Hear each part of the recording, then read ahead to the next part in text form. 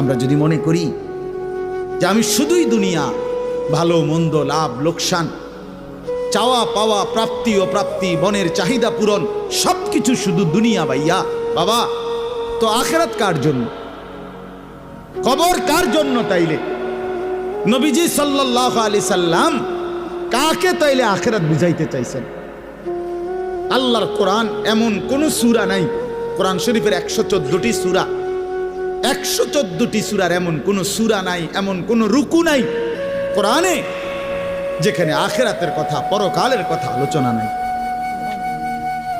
এই পরিমাণ আল্লাহ তাআলা আখিরাত, আখিরাত, পরকাল, পুনরুত্থান, হাসরের মাঠ, এগুলো আল্লাহ তাআলা এতবার বলছেন, অস্বীকার করার, পাশ কাটার কোনো সুযোগ নেই,